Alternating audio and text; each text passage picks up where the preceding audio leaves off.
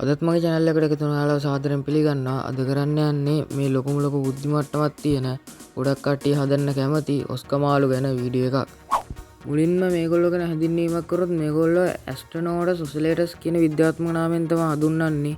මේගොල්ලෝ දකුණු ඇමරිකාවේ ඇමල්සන් බෝනියෝ ඔරිනෝකෝ කියන ගංගා වලින් තමයි මේගොල්ලෝ මුලින්ම හොයාගෙන තියෙන්නේ.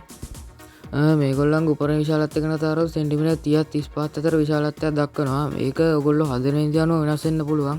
මේගොල්ලන්ට දෙන ආහාර රටාව සහ මේගොල්ලන්ට දෙන ඉඩ කඩ අනුව ඒක වෙනස් වෙන්න පුළුවන්. මේගොල්ලන්ගේ ආහාර රටාව ගැන කතා කරොත් මේගොල්ලන් සර්වභක්ෂික මාළු. ඒ කියන්නේ දින ඕනම දෙයක් කනවා. එහෙම කියලා අපිට හැම දෙයක්ම මේගොල්ලන්ටත් දෙන්න බෑ. මේගොල්ලන් දෙන්න පුළුවන් කෑම ගැන කතා කරොත් නිවසක ඇති කරන මාළුවෙට හොඳ පැලට් එකක් හරි සීෆුඩ් හරි දෙන්න පුළුවන්.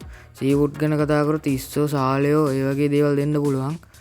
පැලට් එකක් ගැන කතා කරොත් හොඳ හිකාරි වගේ බ්‍රෑන්ඩඩ් පැලට් එකක් මේගොල්ලන්ට යූස් කරන්න පුළුවන්. මේගොල්ලන්ගේ හැසිරීම ගැන කතා කරොත් හොඳ බුද්ධි මට්ටමක් තියෙන මාළු විශේෂයක්. ඒ කියන්නේ කෑම දෙන එක්කෙනාව එයාට වෙන වෙනම හඳුනා ගැනීමේ හැකියාවක් තියෙනවා. ඒ හේතුව නිසා මෙයා වෝටර් ඩොග් කියන නමෙනුත් හඳුන්වනවා. ඒ වගේම මෙයා ඇග්‍රෙසිව් මාළු විශේෂයක්. ඒ කියන්නේ මොන්ස්ටර් කැටගරි එකට වැටෙන මාළු විශේෂයක්. ඒ නිසා අපිට මෙයාගේ කටට වඩා පොඩි මාළුත් එකක් මෙයා හදීමේ හැකියාවක් නැහැ.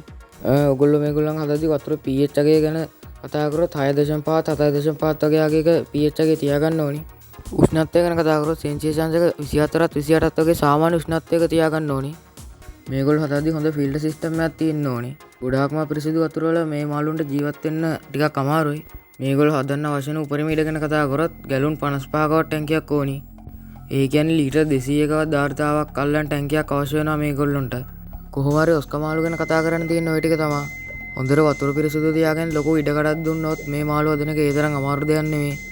හරි අදට සමුගන්නවා. අහපු අලුත් වීඩියෝ එකකින් හමු වෙන්න බලාපොරොත්තු වෙන්න.